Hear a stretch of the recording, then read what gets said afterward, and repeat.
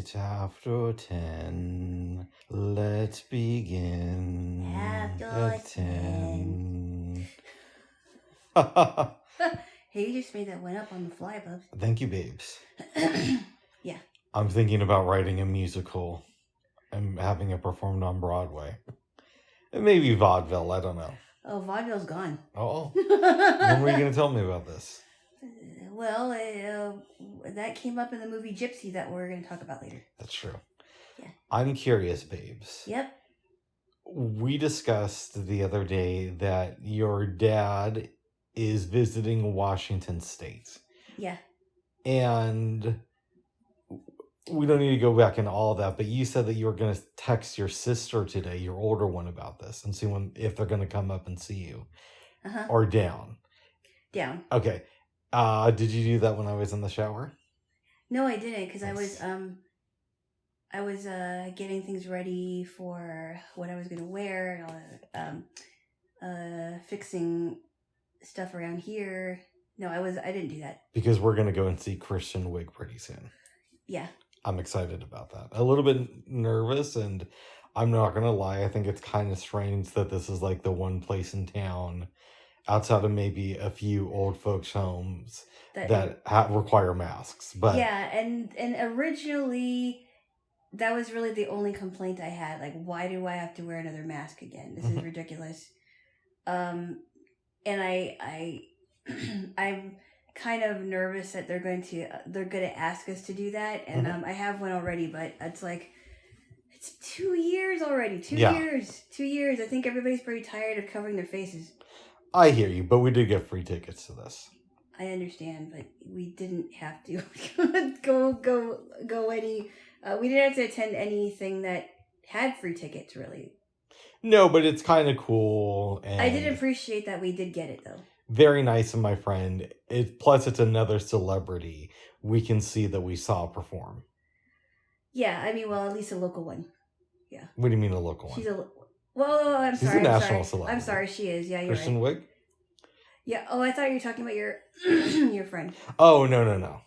Because she's more local. Yeah. Okay. Yeah. Excuse me. Yeah, Kristen Wiig is a national celebrity, which I know that she is from SNL, but I'm not too familiar with her work. I Wikipedia'd her. She's been in a bunch of movies. Right, okay. Yeah. So it'll be a fun time. By the way, a little bit of a factoid. Yeah. Last night we watched a film directed by somebody who I saw perform live. Really? Yep.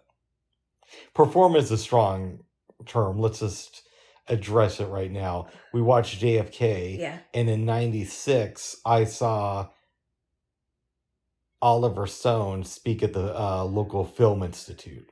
That is pretty cool. It was pretty neat. So you saw him speak, you didn't see him perform.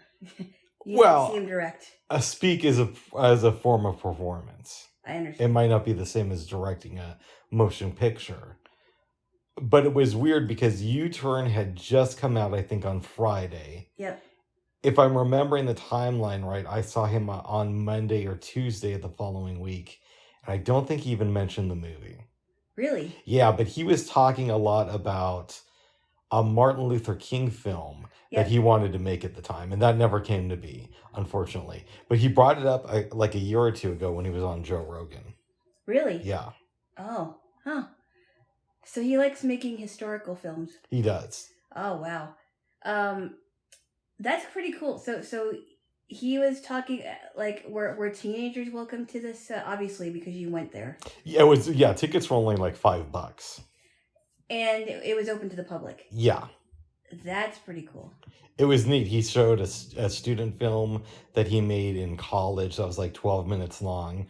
Wow. I didn't really get the point of the film. It wasn't his best work, but it was interesting. Wow. Yeah. So that was his beginning directing stuff.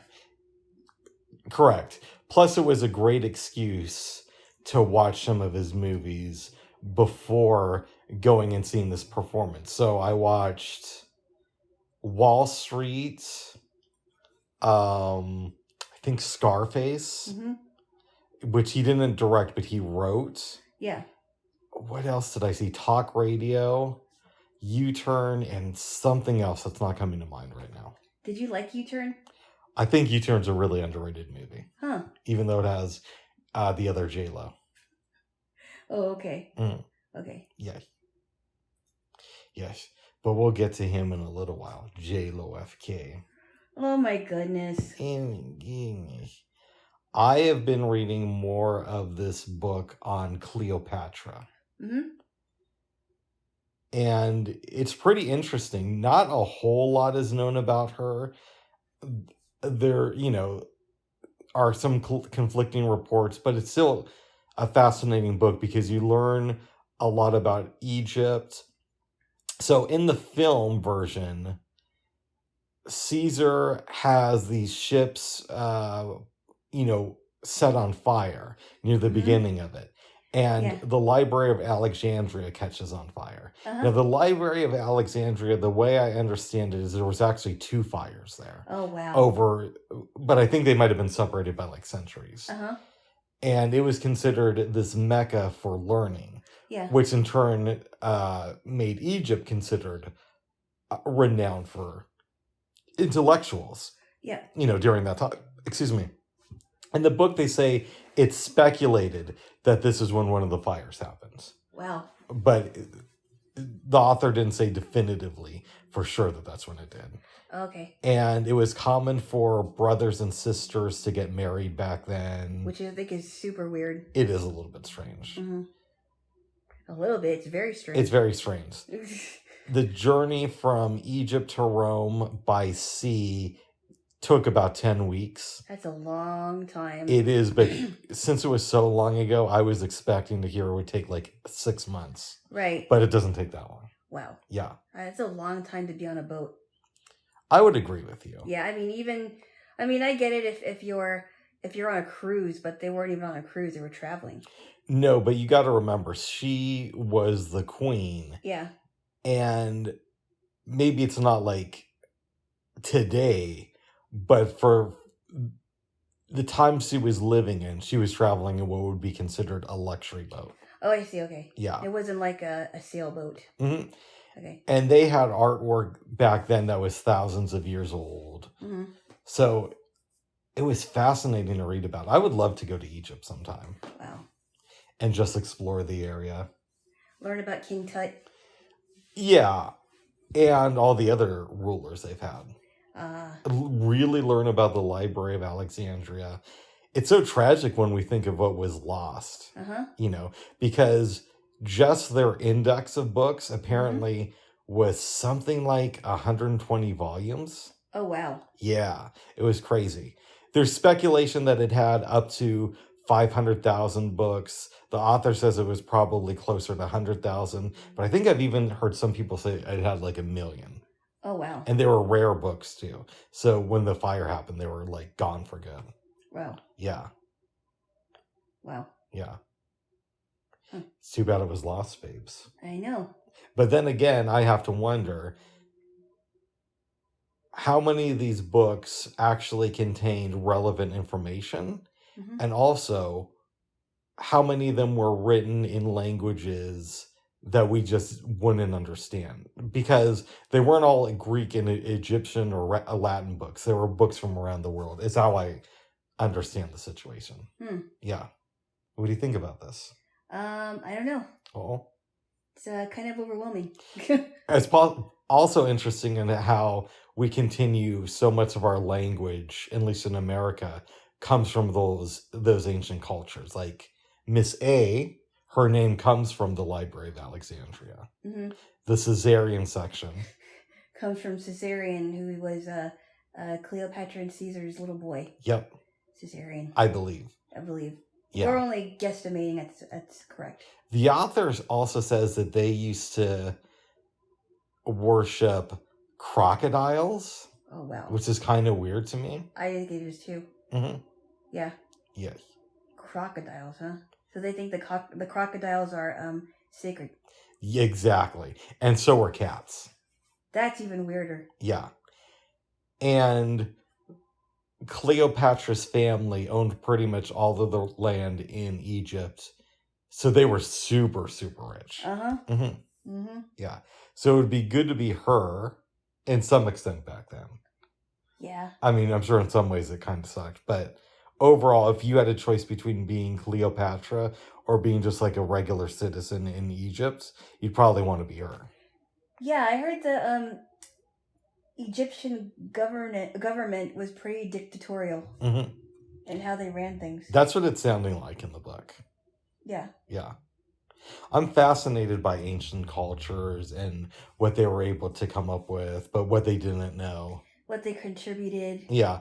Do you think, babes, Yep. you don't believe in global warming, so we don't have to, according to Jaylo, we don't have to worry about the species going extinct from that. My question for you, do you believe that in 10,000 years, humans will be talking about America and what it used to be?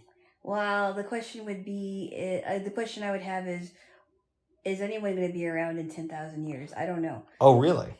Well, what I mean is the world going to be different in 10,000 years and people are going to be talking about it? I do not know. I can't tell you. Yeah. That's something I can't answer. It's a rhetorical question in my view. Of course. I can't answer that. Oh. I have no idea. I can't foresee the future. Presumably, YouTube won't last forever. And no, these social media things won't last forever. Well, but the reason specifically YouTube is because it's a place for people to store videos. Mm-hmm. So, yeah, in some ways, YouTube is a social media site. But I think of it also as a way to like archive our society. Yep. Not just what you're personally feeling. Yep. And I wonder if people will talk about YouTube like we talk about the Library of Alexandria. Maybe in 50 years, if if things are the same in 50 years, the same meaning, if we have what we have as far as technology, or if it's even advanced, I don't know. Yeah, I mean, I'm thinking more like thousands of years from now. Okay. Yeah. Well, I don't even. I don't know.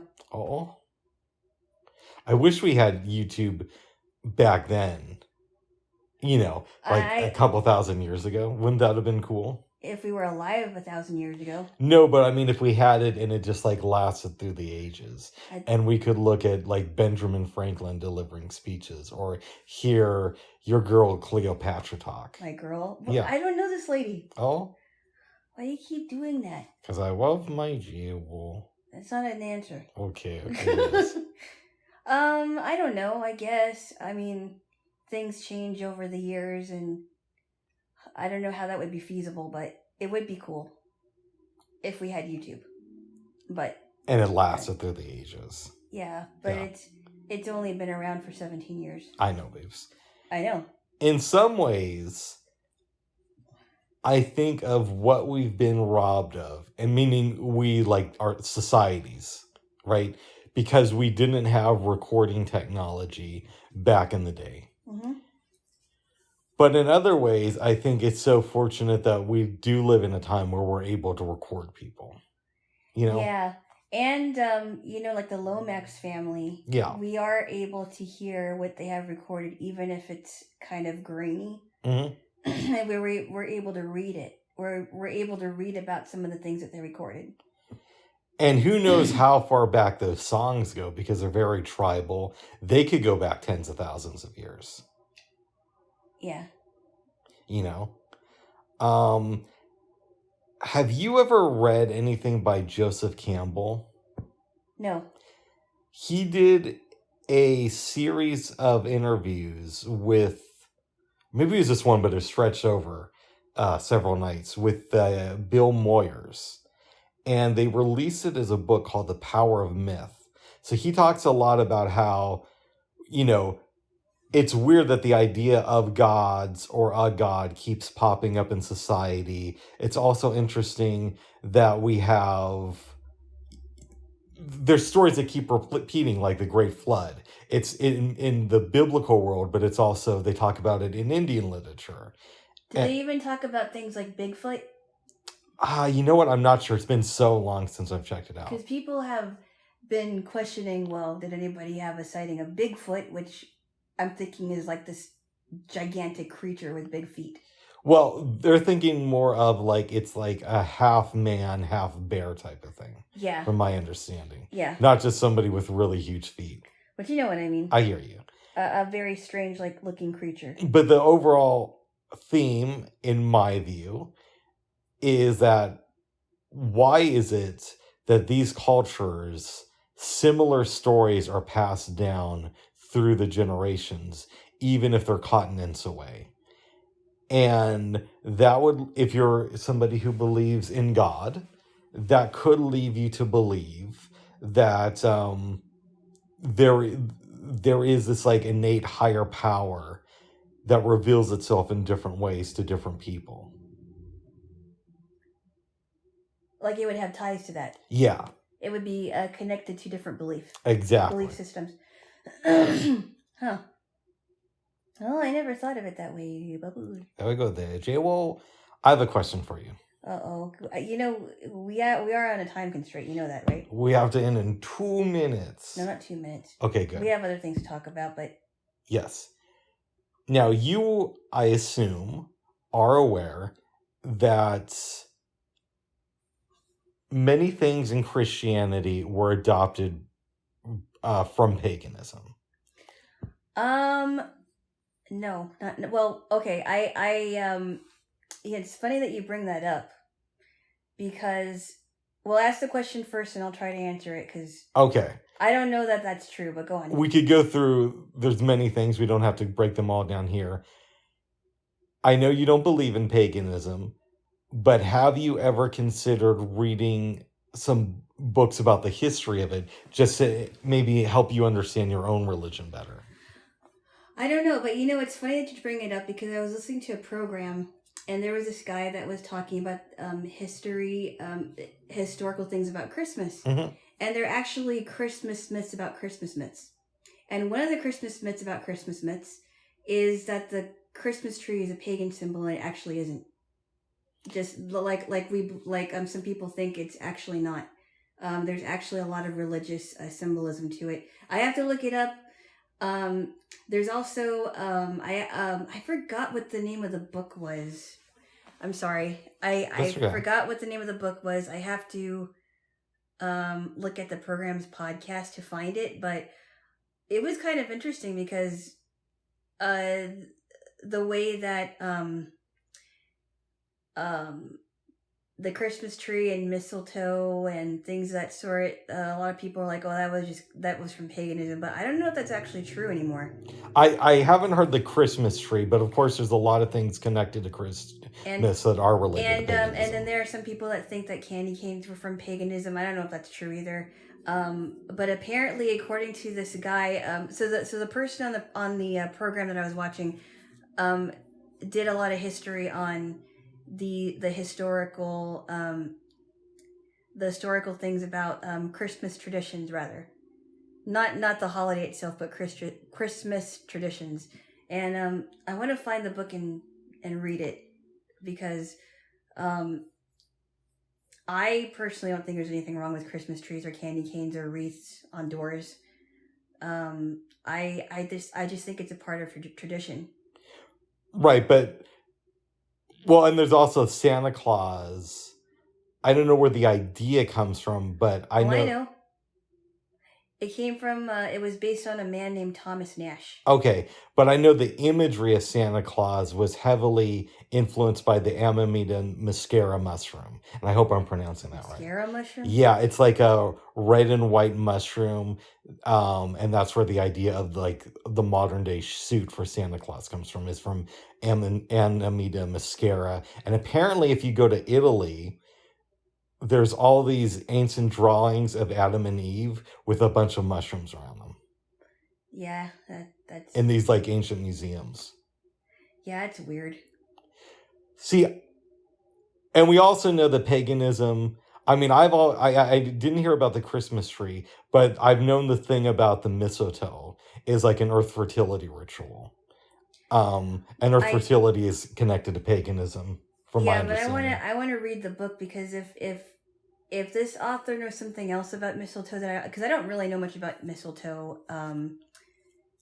A lot of people I think you did tell me about the earth fertility thing and mistletoe. And that's why people kiss under it. But I don't know if that's necessarily true because I want to read this book and kind of make my own decision about this. Right, but one of the things we do know for sure is the reason we celebrate Jesus's birthday on the 25th is to get more pagans into the religion, because it was followed by solstice. No, that's not right.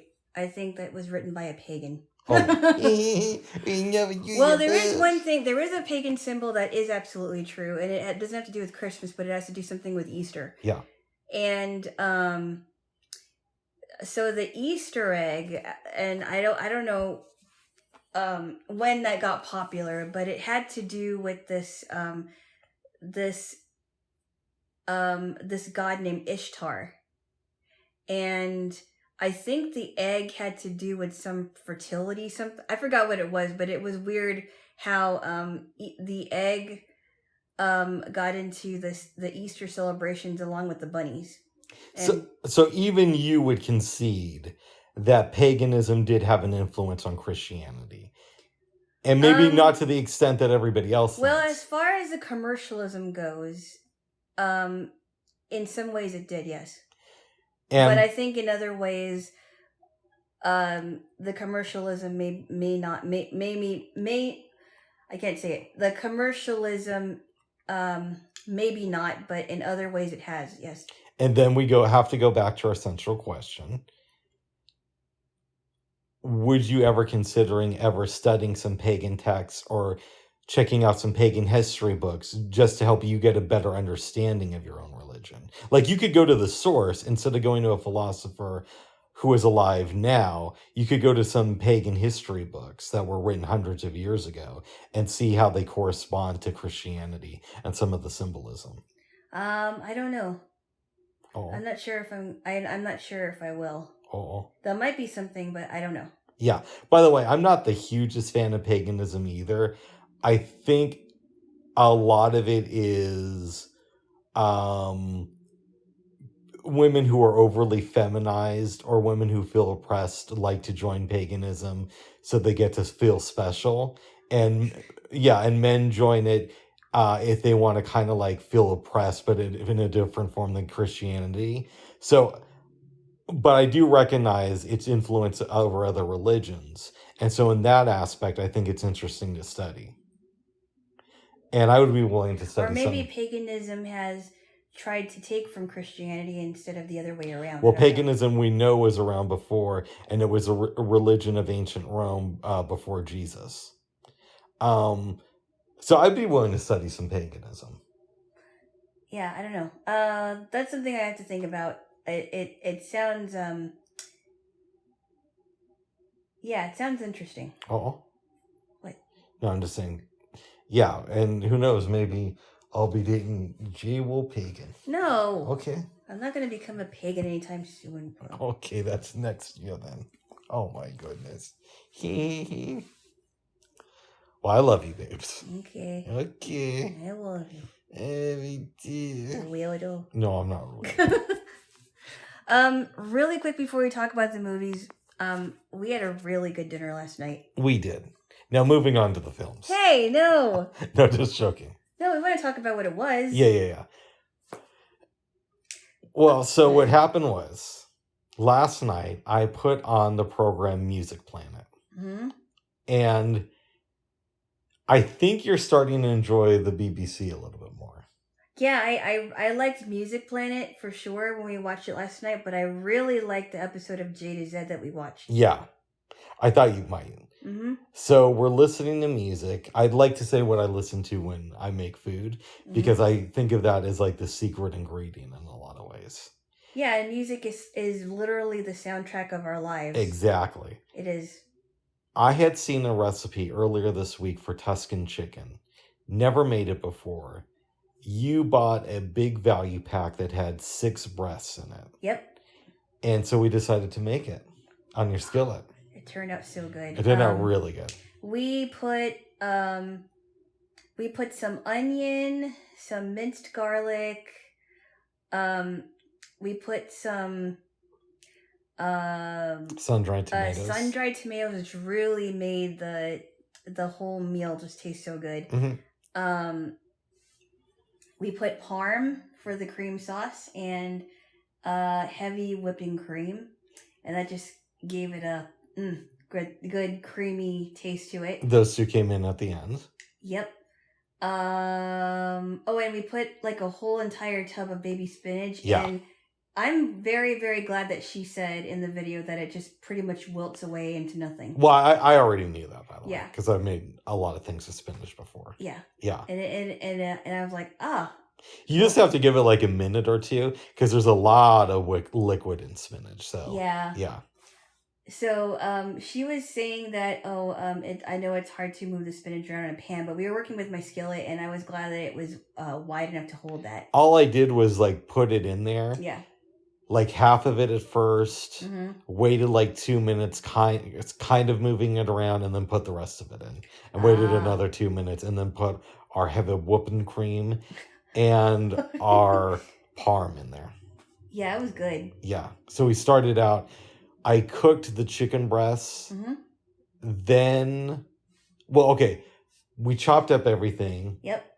Poured the oil from the sun-dried tomatoes. Yep. In your skillet. Mm-hmm. Cook the chicken breasts.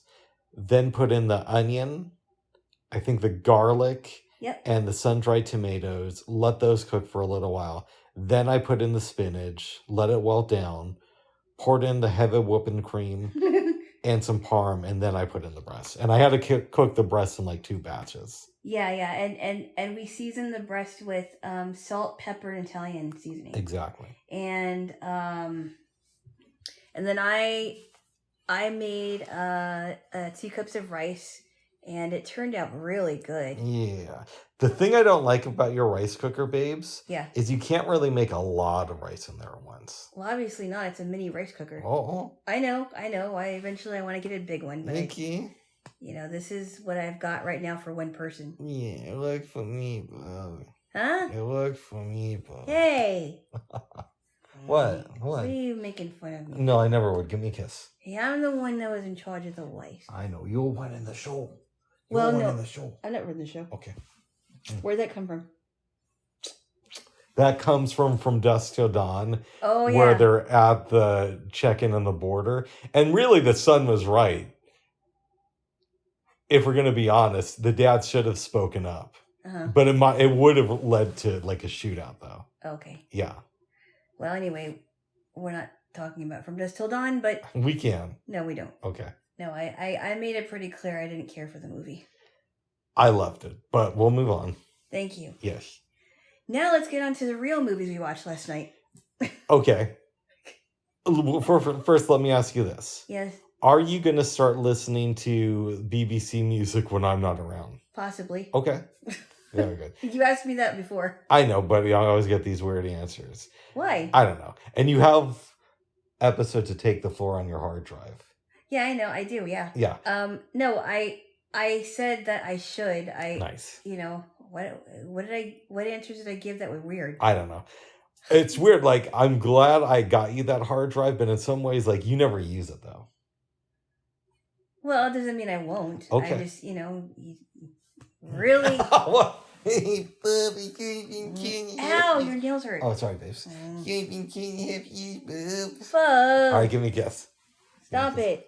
Give me a kiss. All right. From Dusk Till Dawn has a connection to JFK. And the connection is this. Okay? Quentin Tarantino is a young writer and sells the script for... I want to say he sold the script for From Dusk Till Dawn first, even though it got made later. Uh-huh. And I believe the second script he sold was either for True Romance or for Natural Born Killers, directed by Oliver Stone. And if you know anything about his feelings in Natural Born Killers, Tarantino hates that movie. Wow. With a passion. He thinks that Oliver Stone just bastardized his script. I happen to think it's a great movie, but I could see from Tarantino's perspective why he feels that way. Because Natural Born Killers is really just a dark comedy Uh-huh. because the violence is just so over the top. Yeah.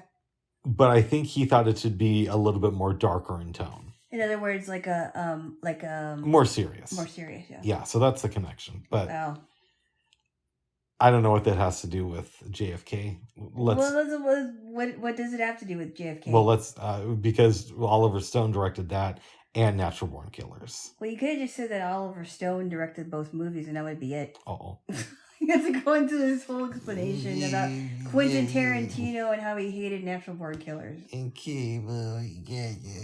Ugh. Do you want to give the overview to this movie? No, I think you should. All right, cool. So, now we watched the audio descriptive version of it. We did, yeah. And to be honest, I don't think the audio description was as good as it could have been. There should have been more, honestly. Yes. Yeah. But having said that, let's talk about what we can. Shows footage of John Kennedy, running for office. It starts off with the famous Eisenhower military-industrial complex speech, which I know a lot of people love. Mm-hmm. And you've seen that, right? I believe I heard of it. I don't believe I heard. I don't believe I heard it. No. It's on YouTube. Okay. I would recommend that you check that out. Okay. Then it goes into JFK running for president, getting elected, Bay of Pigs, planning to go to Dallas, and then the assassination. Yeah. After that, the focus shifts to Jim Garrison, who was he a district attorney in Louisiana? I believe he was. It didn't really say. I don't know a whole lot. I thought maybe he might have been a detective. Something like that. Yeah, but I'm not sure. He had ties to the court system, and I'm not quite sure actually. He might have been a detective or a DA. Yeah. In any event, he decides that he wants to find out about what's going on with the man they captured, Lee Harvey Oswald. Yep. So he gets his team on the case, and spoiler alert, Lee Harvey Oswald got killed 2 days later by Jack Ruby. Yep. Jack Ruby was a bar owner who... It was basically like a strip club from what I understand, but his bar was frequented by a lot of cops. Mm-hmm. They would go there a lot. And so because of that, when Jack Ruby... This isn't said in the movie, but it's implied, and I've read it in other places. When Jack Ruby goes to see what's going on with Oswald, nobody really thinks it's a big deal. Mm-hmm. And then until he shoots him and kills him on live TV. Yeah. This was being broadcast live from the way I understand it. Wow. You got to see him killed on TV. Wow, really? Yeah. Ruby goes to prison. It fast forwards like 3 years. And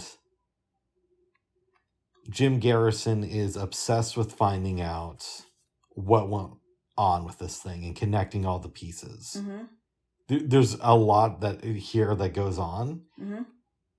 I want to keep it kind of vague for a couple of different reasons. One, it is a film, so it's even though Oliver Stone tried to convey some facts, it is fictitious.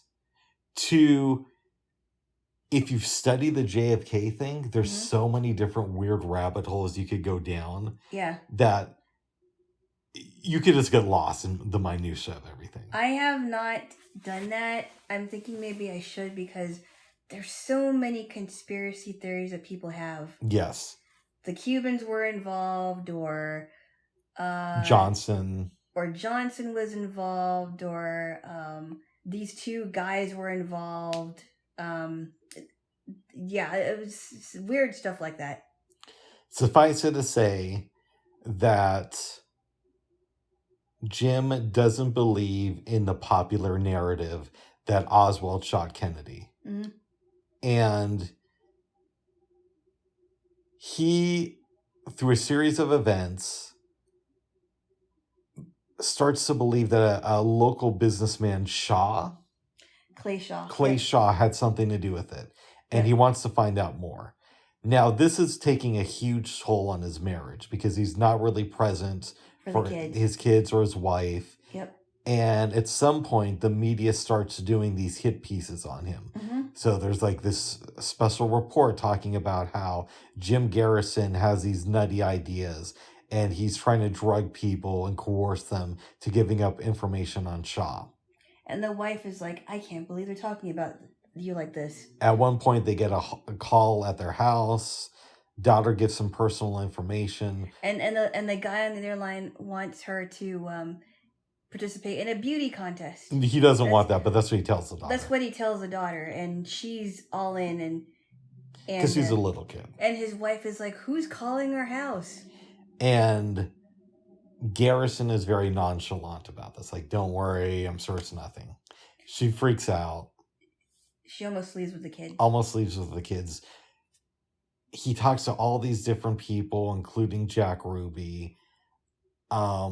Which I don't know if he actually talked to him in real life or not. Yeah. At one point, Donald Sutherland gives this really interesting speech in the movie. Mm-hmm. I felt it maybe went on a little bit too long. It could have been shorter. And also, a complaint I have about this movie is I think Oliver Stone overused music in it. I could have used a little bit less music. But it was a great speech. Mm-hmm.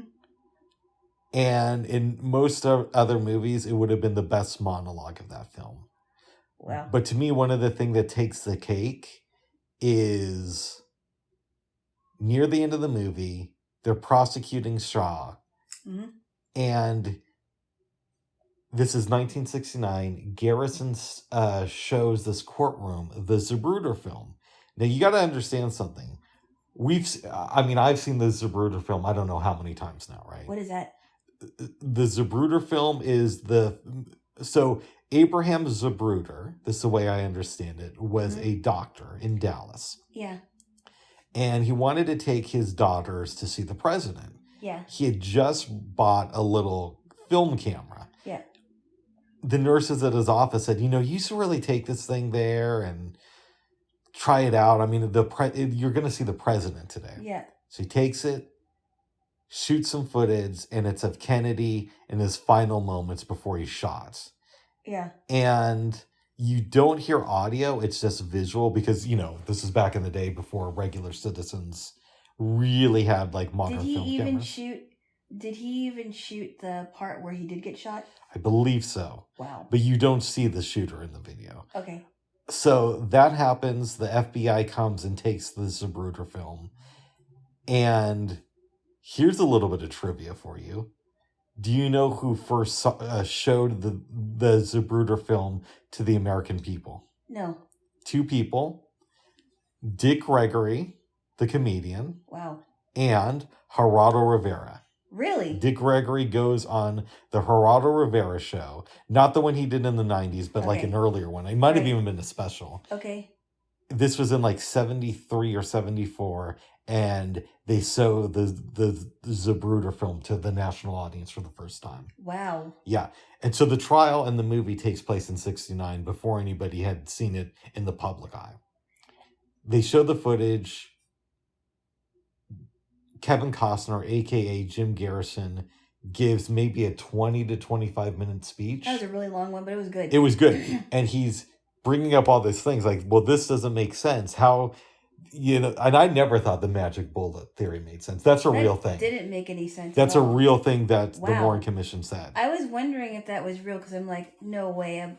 That bullet couldn't have done that much damage. No. And they accuse Arlen Specter of, some of the shenanigans with the magic bullet, and that's true. I know he's dead now, but in the mid-2000s, he was defending the magic bullet theory. Arlen Specter was. Okay. But anyways, enough about him. And he talks about that. He talks about how somebody got injured under a bridge not too far away, how there were all these witnesses who heard a second gunman at the grassy knoll.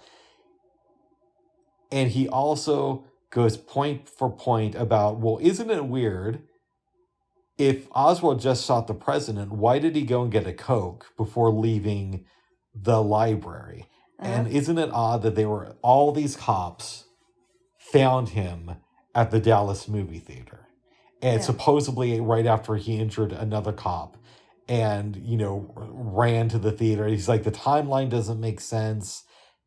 None of this adds up if you really look at the evidence. Huh.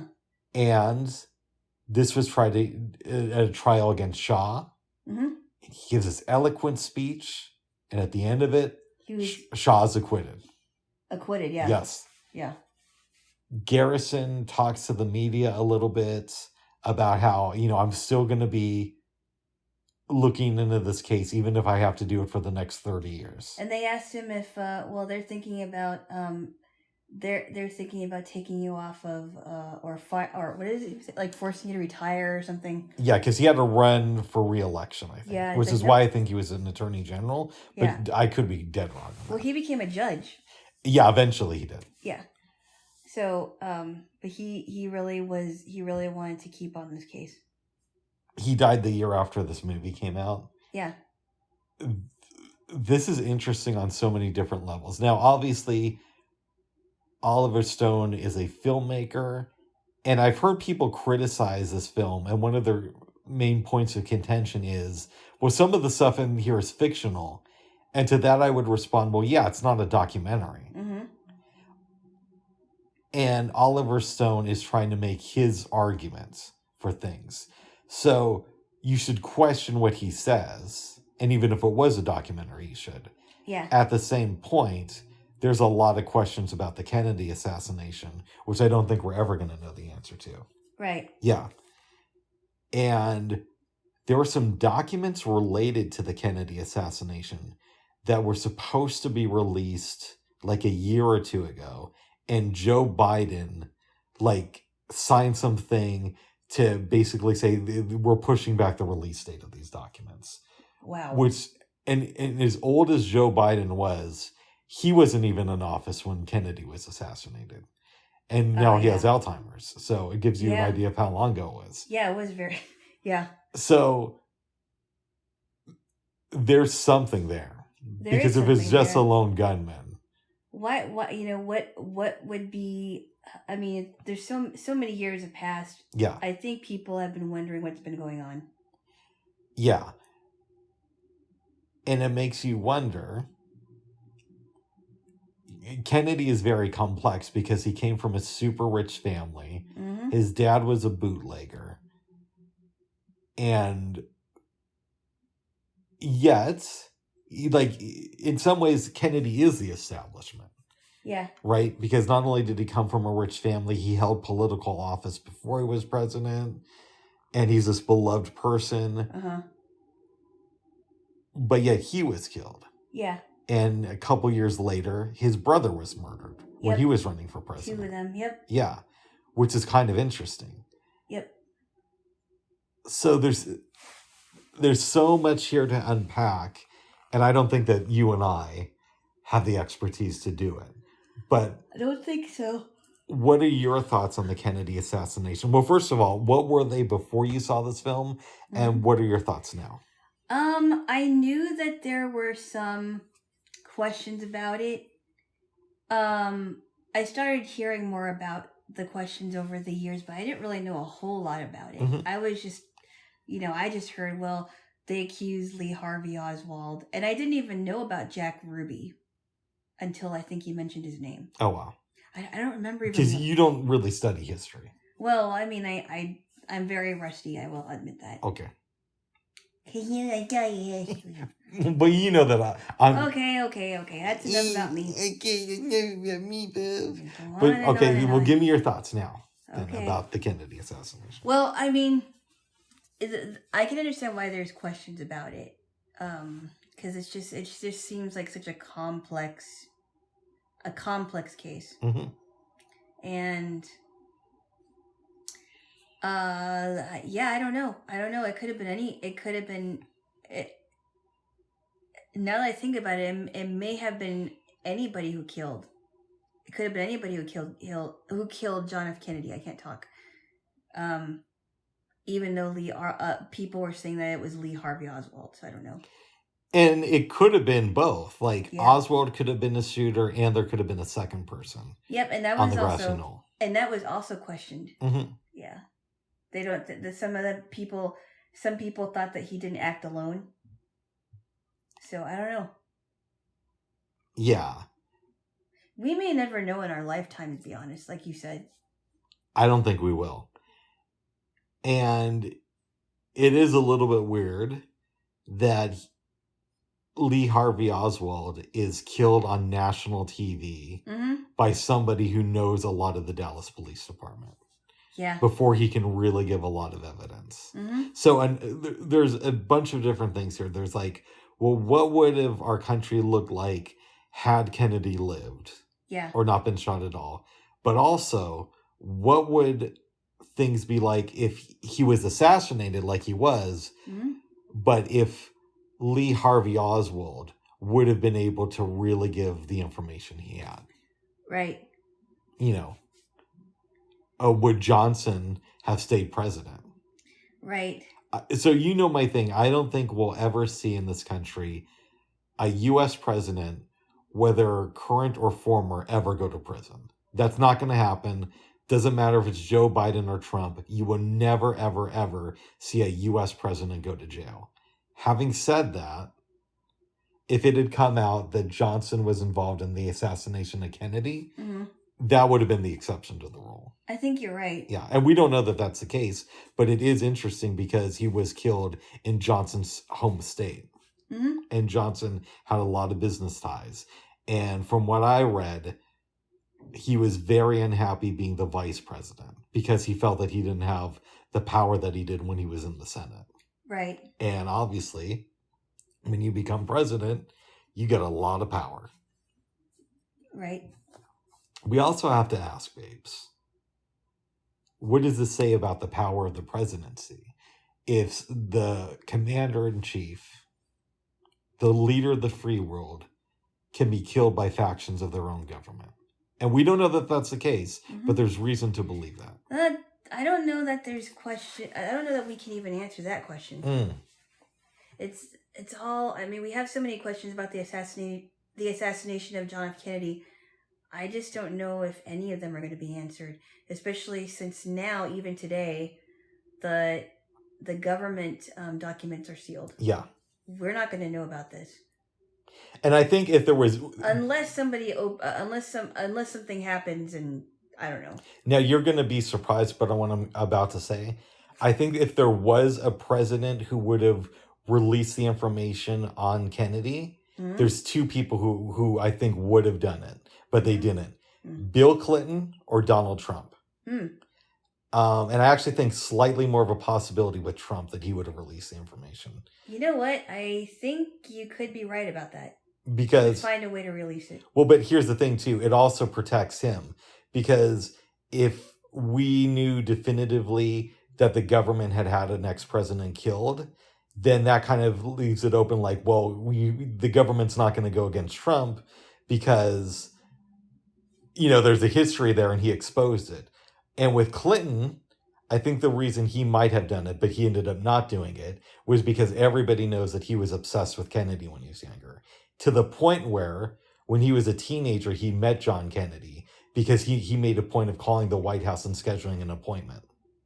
Wow. You know that story, right? Like, there's a famous picture. I did not know that story. From around the time of the Cuban Missile Crisis, where it's Bill Clinton's class went to Washington, D.C., and it's him and Kennedy and his class in the same picture, and he's like a teenager at the time. Wow. Yeah. That's interesting. And he tells that story. He doesn't hide this at all. Wow. Huh. Well, that's interesting. Yeah. So, I think they were the only ones who would have released those documents, and neither of them did. So, and it could have been, honestly, it could have been that one or both of them tried to, and they were just told, you don't have that authority. There's an old Bill Hicks joke.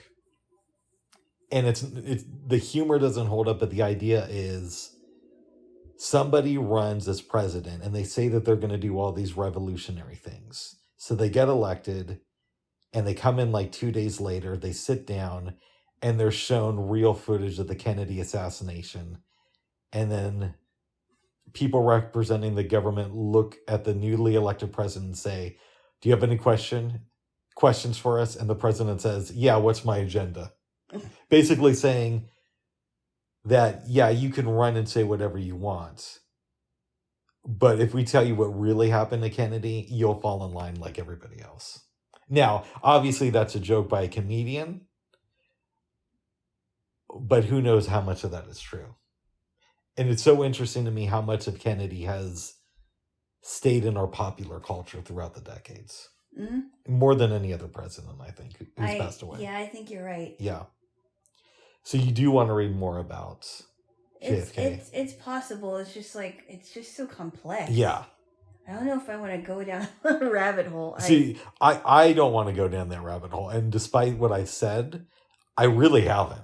Because it's so deep. It is. I mean, at this point, Lee Harvey Oswald could have shot JFK with somebody. I don't know. Yeah. It could go either way, really, at this point. And in some ways, it says a lot about Kevin Costner that he would make this film, because he's liberal now, but when he made JFK, he was pretty conservative. So for him to take this role, to me, says something about his character. I guess. Yeah. I don't know. I don't know much about Kevin Costner, but he was a hardcore Republican until like the mid to late 90s.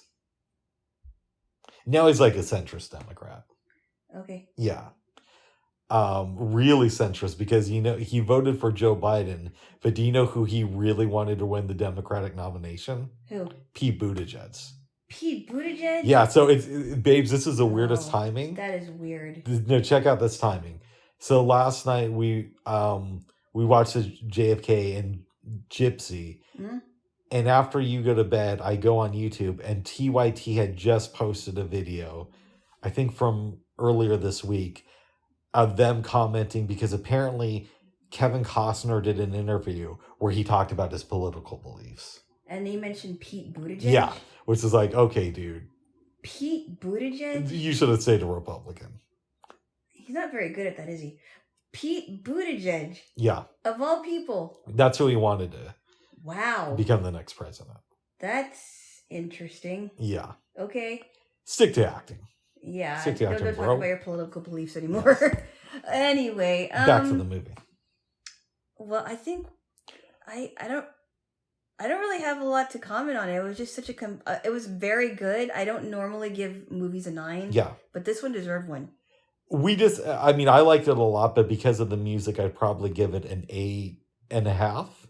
The reason why I gave it a 9 is because it seemed like there was a lot of effort into kind of making it somewhat accurate. Yeah, and it's based on 2 books. One of them Jim Garrison wrote, and another by somebody else, and I forgot the other one.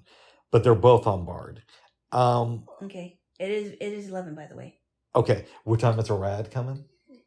12:06 to 12:36. Why'd you have to have an accent? That was my Jim Garrison impression. He didn't talk like that, did he? A little bit. I don't know. It wasn't that strong. That's a joke. Although I will say this really quick before we talk about the next movie, because we're kind of on a time constraint. I just said I had 2 more questions for you. Okay, go ahead. No, say your piece and then I'll ask you other questions. Well, it was interesting. It was a pretty big cast. I mean, Joe Pesci was David Ferry, and he did pretty good, actually. Yeah, Laurie Metcalf. Laurie Metcalf was Susie, the DA. Kevin Bacon. I don't know what he did. But he was in it. Tommy Lee Jones. Lots of other people. He was Clay Shaw. Yeah. Yeah, it was very well done. You got to remember, too, this was at the height of Oliver Stone's popularity as a director. Which brings me to one of my last questions. Okay. I'm assuming this is the first film you saw that Oliver Stone directed. It's possible I've seen other things, but I don't know. Does this film make you want to explore his filmography a little bit more? Or read any of his books? I don't know. Maybe. Okay. Maybe not. Interesting. I'm not sure. I'm not really like a film person like you are. Yeah, but, we've explored other directors. I know. Maybe that's a possibility. I don't know. I don't know if Wall Street still holds up. I liked it when I saw it back in the 90s. But that might be one we could watch sometime. Okay. Yeah. Babes. Yep. This is coming. What? You gave it a 9. I did. You're going to be seeing family this week.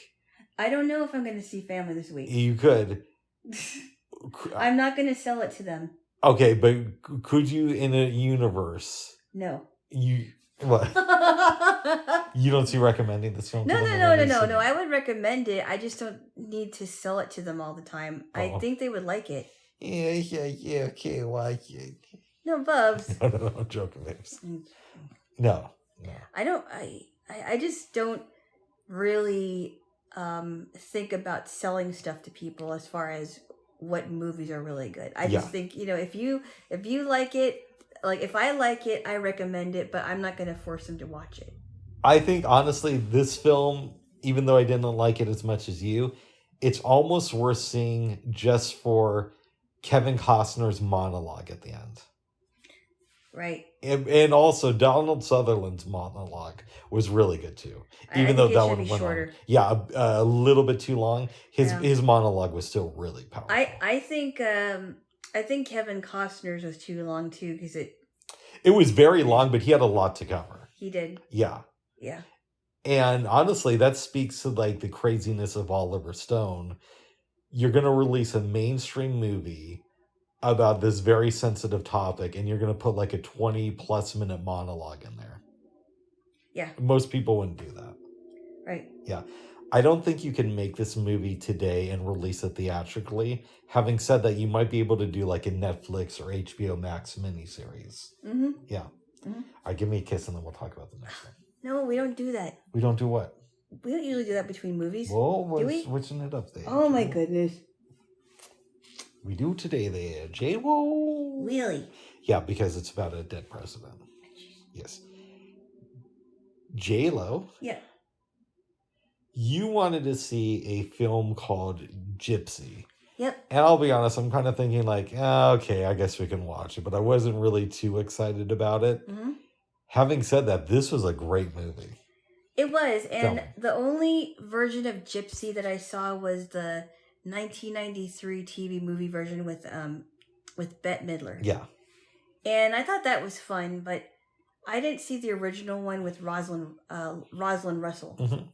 So I'm gonna give kind of a briefer synopsis, but it's basically about, as they say in the Bible, keep it short. Oh my goodness. Sorry, go ahead. Okay, we're gonna explain that part.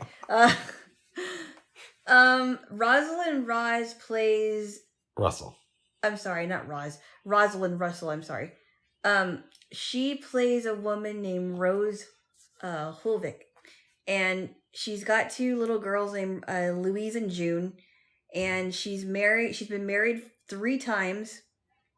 And she wants both of her daughters to be in vaudeville so badly that she is willing to do anything to get them into showbiz, so that they can be her cash cows, pretty much. Mm-hmm. Because they're poor. Yes. They're very poor, and she's not a very good caretaker of her car. Girls, get out of here, it's smoking. And, and they had 3 dads come in and out of their life. And so she gets in contact with a guy who calls himself Uncle Jocko and gets the kids opportunities to perform. Am I correct? It seems like that to me. Yes. So basically, it's this whole story is about how Rose is a very controlling mother and also very, very selfish, but she thinks that she really puts her kids first, but she's really putting herself first. Mm-hmm. And, she tries to manipulate the kids by telling them about the dreams that she had. Like, hey, I've got this dream. And, I had it last week. I didn't want to tell you. It was about this cow. Yeah. Like, that's near the end of the movie. Yeah. Yeah, but there was other dreams too. Mm-hmm. And somewhere in all the midst of this, she gets together with Uncle Jocko, aka Herbie, who gets the gigs for the kids, but also sells candy for a living. He sells chocolate, and things are, she's making money off of June, but then little June leaves the act and marries very young at 13. Never comes back. Yes. Which is unrealistic. Well, actually, no. Actually, back then they did marry. They did marry super young. Yeah. Yeah. And they were trying to get her back and get the cops in to get involved. So all she has is Louise, and she tries to control her career, but even Louise didn't want to do anything like that. I mean, she tries to control how old she gets, because at one scene they have like 10 candles on the cake, and the guy working with them says, "Wait a minute, you had 10 candles last year, and the year before that." So we never know how old Louise is. I'm guessing at the time she was a teenager. That's my thought. Yeah. Louise played by Natalie Wood. That's right. Yep. Yes. Nice. That is correct. Yes.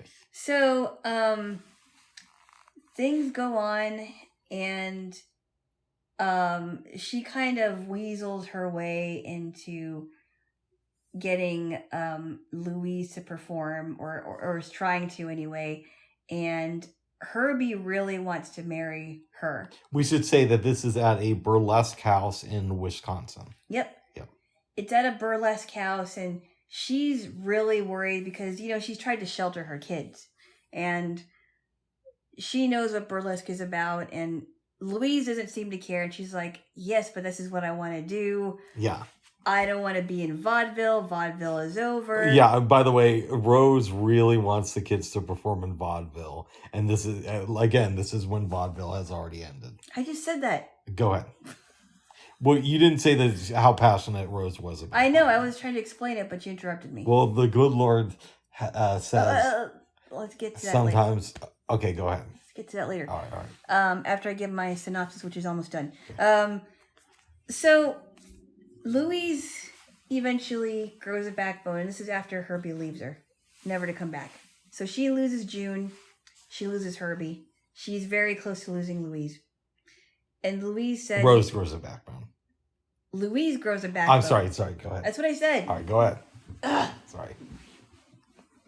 You said after Herbie left her, though. You said after Herbie left her, though.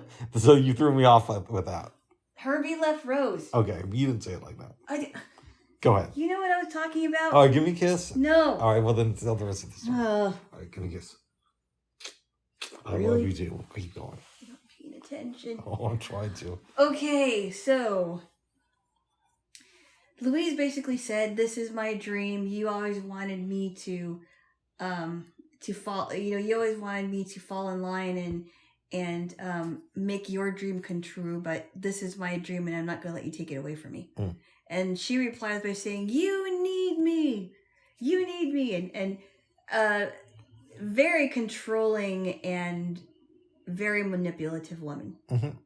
As crazy and funny as she was very manipulative. But at the end of the movie, she goes, "I had a dream last week. I didn't know it. I didn't want to tell you, but it was about a mother-daughter act." Yes. And that was the end. Pretty much. I highly doubt that this film is historically accurate to the life of Gypsy Rose Lee. And it's really more of a film about her mom than it is about Gypsy Rose. Yeah. But for a movie, that's probably playing very fast and loose with the facts. Yeah. I really, really enjoyed this. Like, I could see watching this again by myself.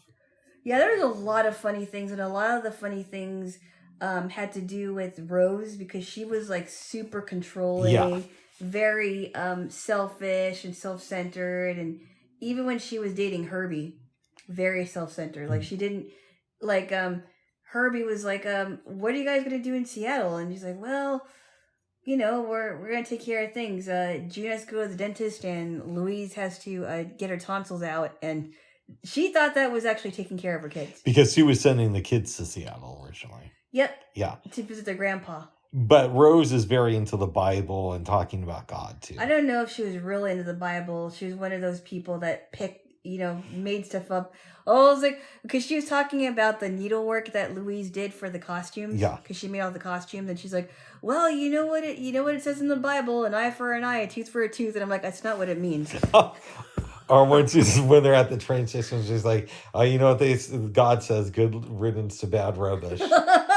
Well, and then she makes a comment, well, heaven helps those who help themselves. And I'm like, that's not true either. Yeah. And then that one time where Herbie said something in front of the kids, and she's like, profanity in front of my babies, get the Bible. She was great.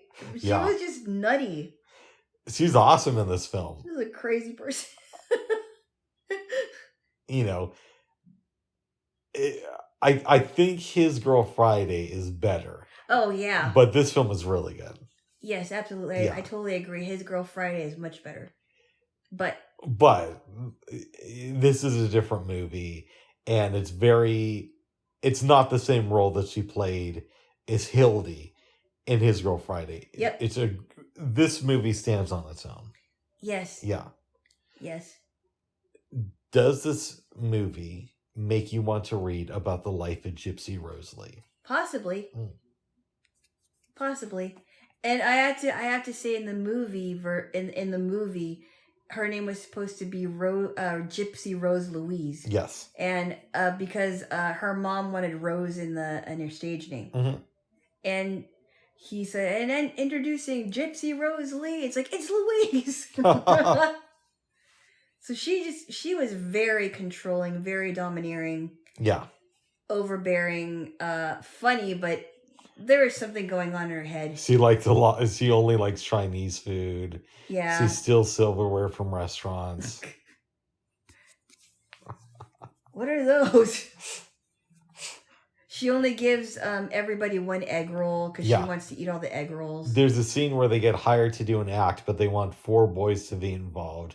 And so she's like, we can get them here. And then somebody says, how are we going to pay them? And she just quickly responds with inexperience.